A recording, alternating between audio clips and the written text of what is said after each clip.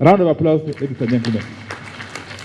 The Honorable, Right Honorable Jacob Oulanyas. Thank you.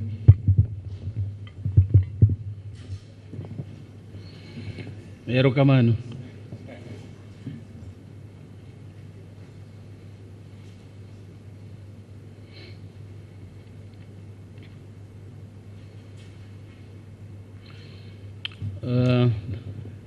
The leader of the opposition in the Parliament of Uganda,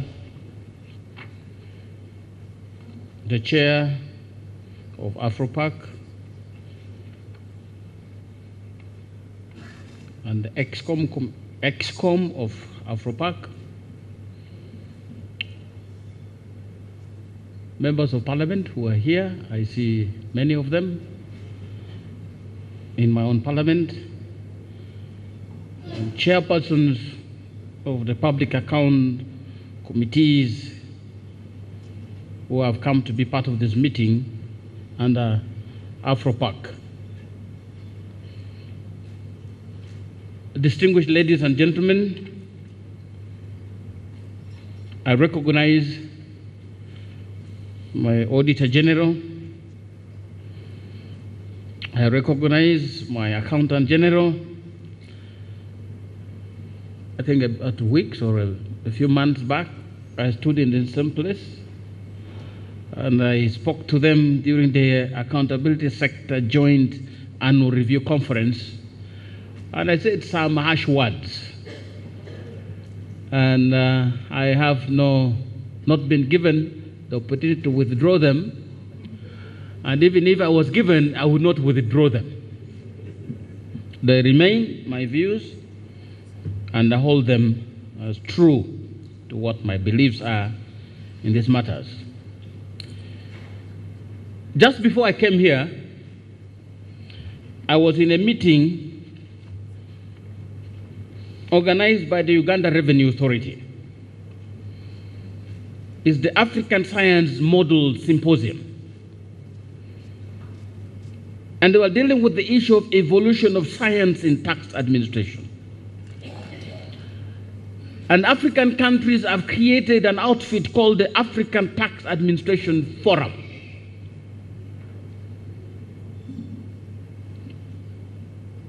And they're meeting here in this place just down the lower block. African Tax Administrators Forum. And just a few meters from them, there's a meeting of Afropac, the African Public Accounts Committee's meeting. Is it a coincidence that the tax collectors from the region of Africa are meeting at the same time, at the same venue, with the people who should hold, those who waste the monies they collect, hold them to account? Are they meeting? Is it coincidence? These are things we should never take for granted. I recognize a friend and supporter from GIZ, Guten Morgen. I recognize my friend from Sudan, Tabake. I recognize my friend from Malawi, Mulibanji. And I recognize all of you, and I greet you all. Is it a coincidence, or is it a statement that somebody so well captured saying Africa rising? Is it Africa rising? I recognize the Vice President of the Pan-African Parliament, and I actually have been informed that there are members of the Pan-African Parliament here. I recognize all of you. Are we witnessing a coincidence beginning to give emphasis to the fact that Africa must rise? And Africa is rising. And we stand here to discuss really important topics.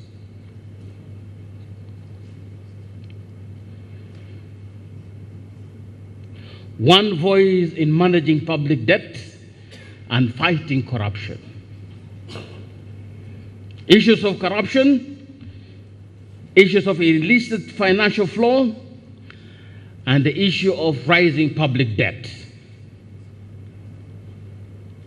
And you see, we are all here.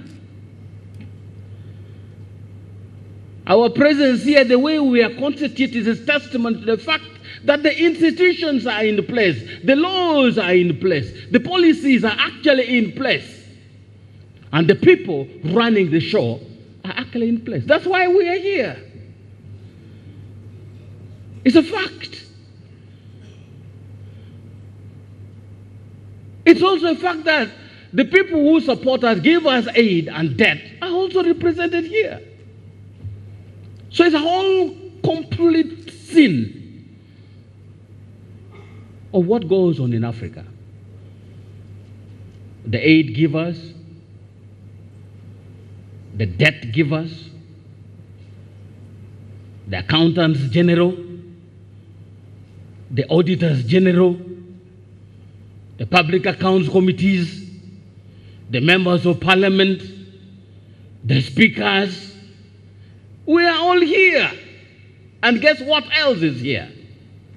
Corruption is here.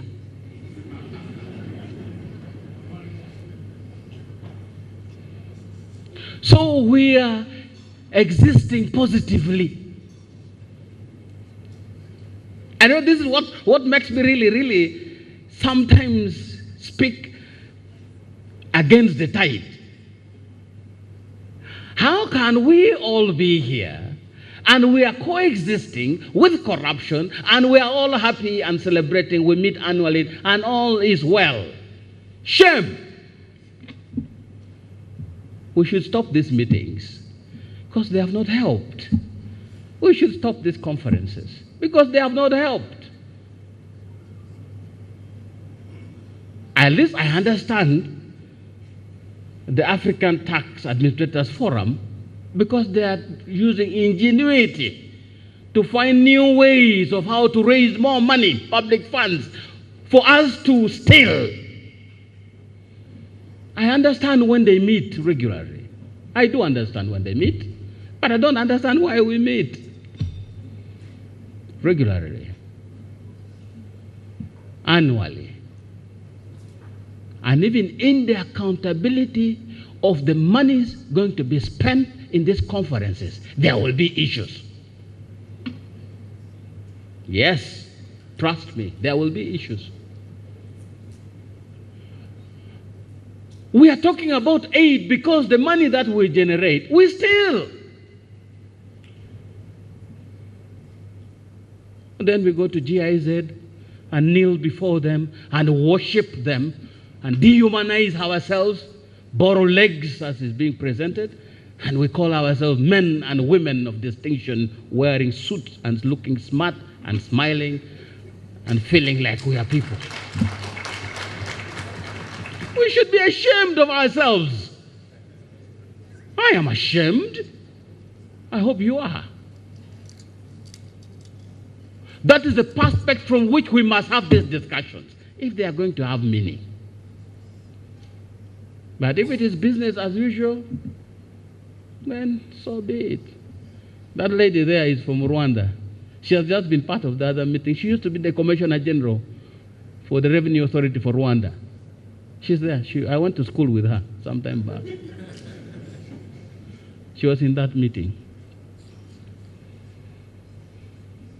Ladies and gentlemen, unless we make a formal declaration of never again, we are wasting time. We are wasting time. I'll play my part, you play your part, and life goes on. I had the African Union anthem, and they repeatedly said, sons and daughters, sons and daughters, sons and daughters. They're not referring to anybody else, they're referring to us. We are the sons and daughters. and we're the ones expected to do the right things. Who are the corrupt? They are our mothers, they are our sisters, they are our fathers, they are our cousins, and they are us.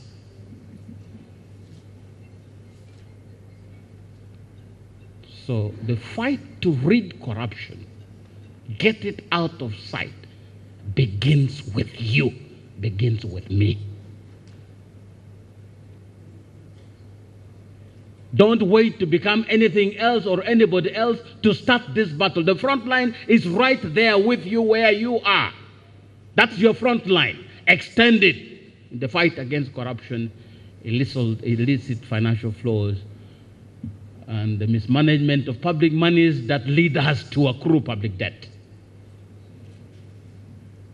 The battle line is drawn. Your front line is exactly where you are. If you're in the Pan-African Parliament, that is your front line. If you're in the Parliament of Uganda, that is your front line. Whichever parliament you sit in, that is your front line. Extend the battle against these evils that are hurting us, hurting our people, affecting service delivery. Extend the front line from there.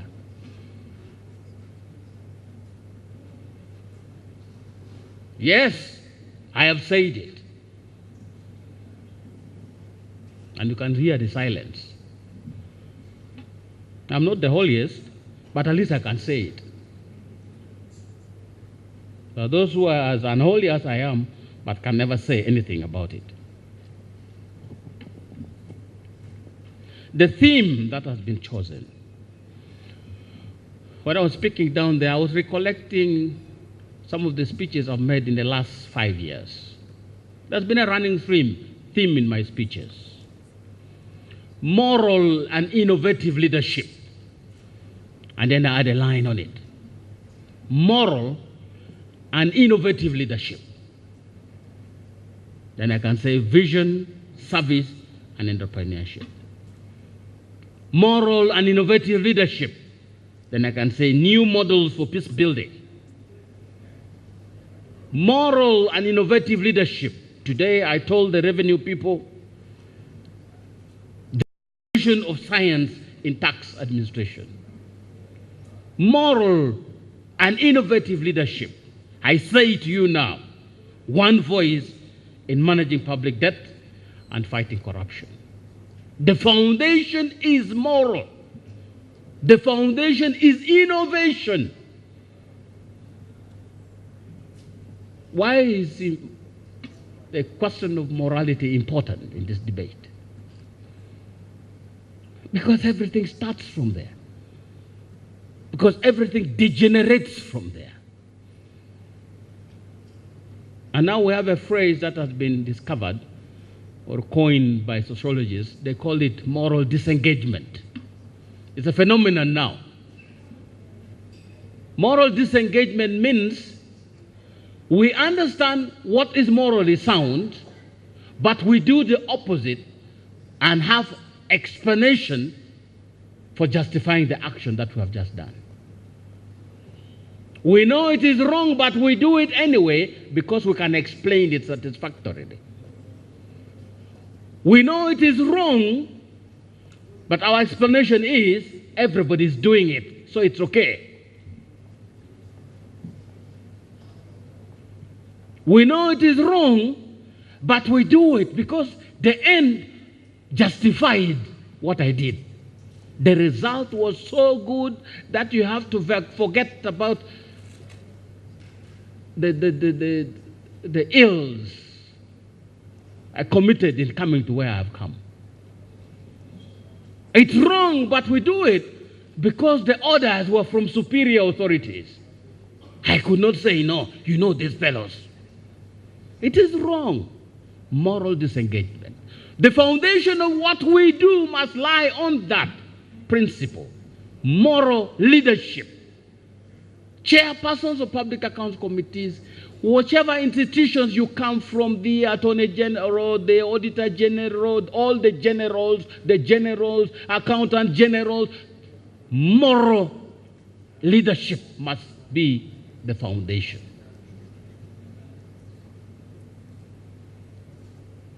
And then innovation. We can no longer do business as usual. We have to change. Another was saying there also. It has to be business unusual if we are to achieve anything. We have new names and new terms that we use to describe this kind of situation. We have to think outside the box if we are to achieve anything.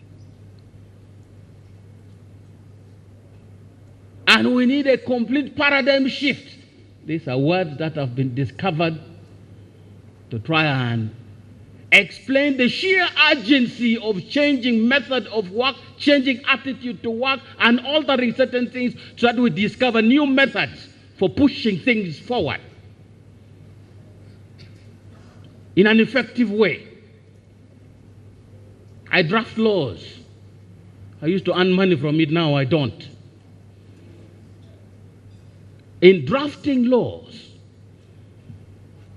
the final test of the law you draft is what we call efficacy.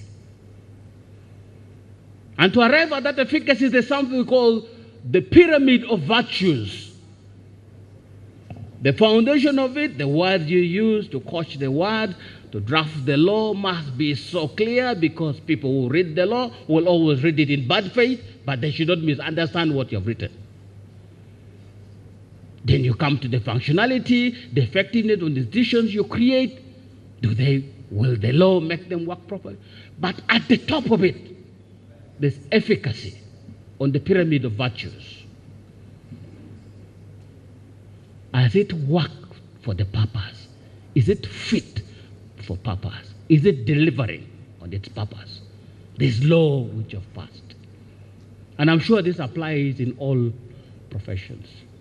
The pyramid of virtues. We need to achieve that if we must. So what we need is not what we already know. Rather, we should employ exploratory thinking, which is all about innovation, creativity, and unconventional thinking. Public accounts committees, they have backlogs. I'm sure in your countries you have backlogs. If you have backlogs, if by the time you are presenting your report to Parliament today, you are dealing of events of 10 years ago, really? Of 7 years ago, really? Are you still effective? Are you still fit for purpose? The Auditor General, under our Constitution, the financial year closes 30th of June. 6 months later, we expect by constitutional order that the Auditor General must file with us its audited book, audited reports. And that Parliament must 6 months later act on it. The Auditor General raises queries, they send them to Parliament. And then 10 years later, 10 years later, 10 solid years later, a decade later, that is when the matter comes to Parliament finally for oversight.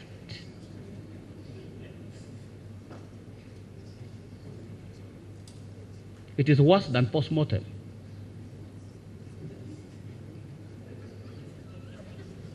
There's a program on television these days called Bonds. If you watch Bonds, they use bones, because there's no flesh anymore. They use bones to try and reconstruct statements. You tell me, if you can tell from bones, the structure of bones, what kind of knife was used to kill the person.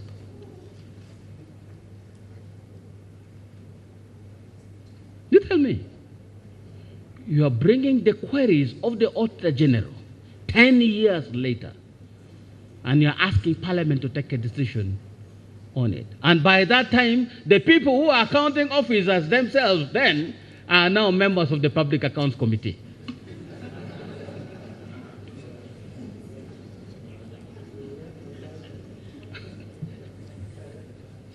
I'm glad you have laughed because it's actually funny. And I speak from experience. I know I'm not telling stories. I know these things. I have had an incident in Parliament, which is so sad. Because one of the people who had been affected by a report, that old report of the Public Accounts Committee, was now a member of Parliament and was seeking to explain his case.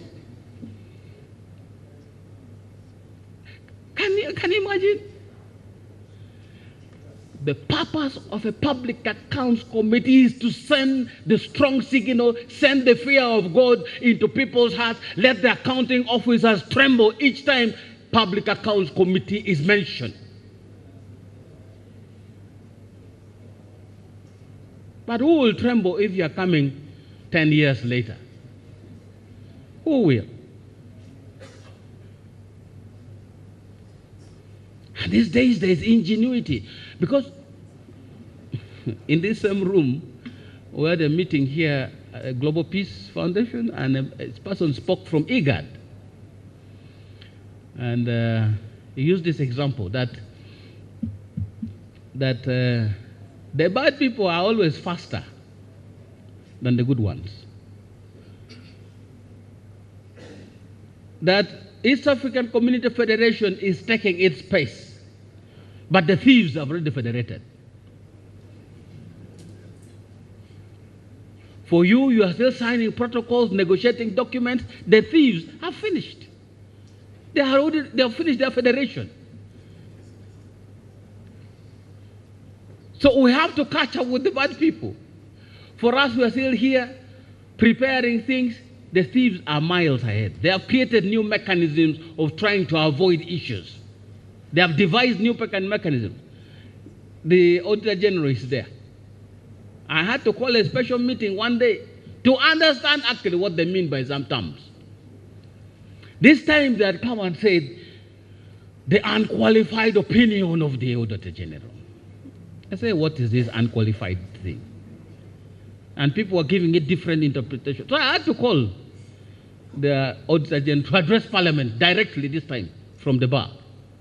I said, tell us what you mean by these things. Then he said, you see, when I give an unqualified opinion, it means the books are so neat. The accounts, the accountability, the papers are so well set. There's no problem with that. But there are other issues that make me not to believe the books, but I cannot say I can't believe them because they are there and they're clear. So then he says he's giving an unqualified opinion. The thieves have become smarter. Paper accountability, smart. They hire the best. So by the time they are doing this particular transaction, they will first pass. They'll first pass the documents and the accountability things they have prepared through some highly trained accountants and auditors, private. Say, check this if it will go through. And they check. By the time she's looking at it, it's clear. Foolproof. You cannot get it. And then the thieves, I also told the revenue people. These ones who still hire the best. They hire the best. And that's in government. We are dealing with the people who are very lowly motivated. They are paid low salaries. When their children are sick, they have to struggle to work. And yet the people, the corrupt people, are facilitating the thieves very, very well. Preparing documents in time and everything is in order.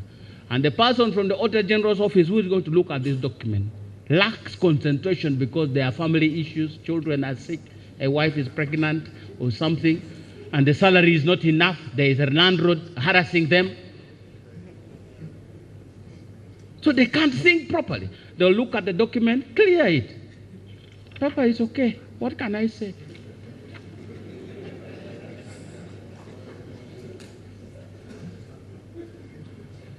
And then it comes to Parliament after they have given opinions or unqualified or qualified. I don't know which one is which.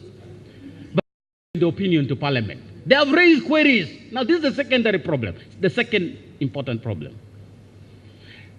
They raised a series of queries. And they also raised, among the queries, loss of $20 from a primary school in a village school somewhere. And they're all in the same line with a loss of $20 million from a big fellow. And they're all together. Then the Public Accounts Committee is going to look for both the $20 query and the $20 million query. But the $20 queries are so many. The $15, the $30, the $100. They are so many that they bog down the committee, chasing the rats when the elephants are standing in the room. By the time they are done with the $20 cases, 5 years have gone. 10 years have gone. And they have not yet reached the big guys. I've always proposed public accounts committees must set thresholds, must do ranking, and deal with the big ones. Cut off from a certain level, say we're only going to handle this. Whatever our findings are, will relate to all the others. Because the Auditor General has already told you this one stole. What are you still looking for? So that you make a strong statement, finish your investigation on the 10 big fellows, do the needful before they change status. 6 months, come back when it is fresh. In law, there is something we call circumstantial evidence. Circumstantial evidence cannot last too long. Rank the inquiry. Rank the queries of the Auditor General and categorize them, classify them, and say, this time we are taking this category. You know what area you want to focus on? Then bring those together. Deal with those. Call those big fellows. When the big fellows are perspiring before you, the little ones are quaking wherever they are. And the fear of God is sent through the entire world. Then you become effective. The other day, the chairperson here was presenting a report. And I asked her, I said, Madam, can you also do a paragraph saying the current status of what you are saying? Because you are asking Parliament to debate on the basis, today, on the basis of the year 2010. We are not historians. We should not be historians when we are dealing with matters of public accountability for monies. So we need to change the way we do business. We need to be creative, change patterns. Let's be unpredictable. Let's shock people, surprise them out of their skin, and catch them and take them where they should go so that people become fearful of messing up with public money. If we don't do this, business as usual, we all become part of the problem. That's all I can say in talking to you. It is a big and important organization. Like I started, Africa Rising. Institutions are becoming continental because the problems affect the continent. And that is important. And we must make this work. I don't know what is happening in Tanzania or in other place, but I know what is happening in Uganda. What is happening well in Kenya or South Africa or wherever can help improve on what is happening in Uganda. Or what has not gone well in Tanzania or Kenya can be avoided by the experience that Kenya can learn from what has gone well in Uganda. There is nothing wrong with Africa that cannot be corrected by what is right with Africa. I am tired of this begging. I am tired of approving loans every single sitting of Parliament. Yes, I have said it. I am tired.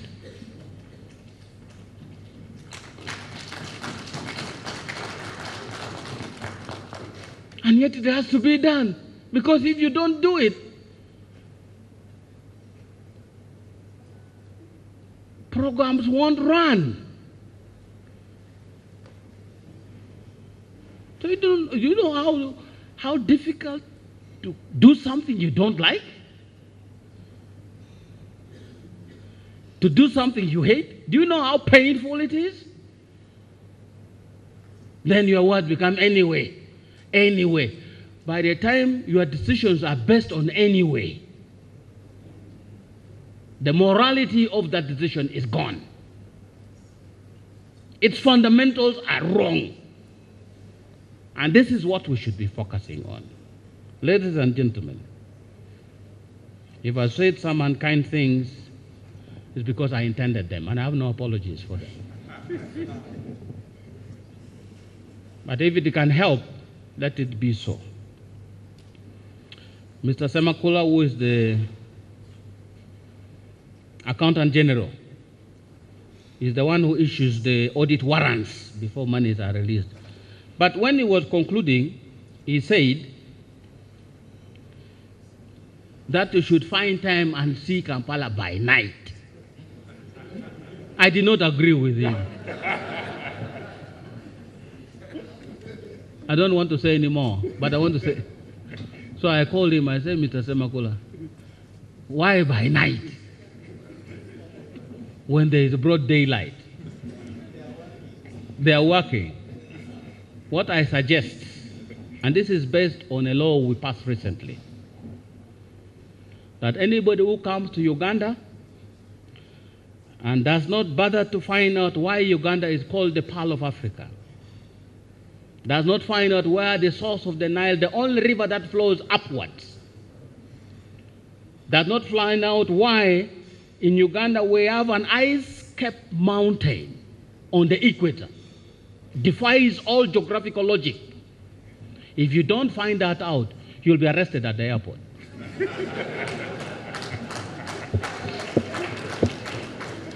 And that you can only do by day, not as Mr. Semakula was proposing. So if you have flights that are scheduled to depart the day after the meeting, call your airlines and make changes. I don't want you detained at the airport. I have informed you. Information is power. You are forewarned, and now you are forearmed. Don't call me. I will not answer your call for rescue. May God bless you. Okay. Thank you very much. Thank you very much. And with this,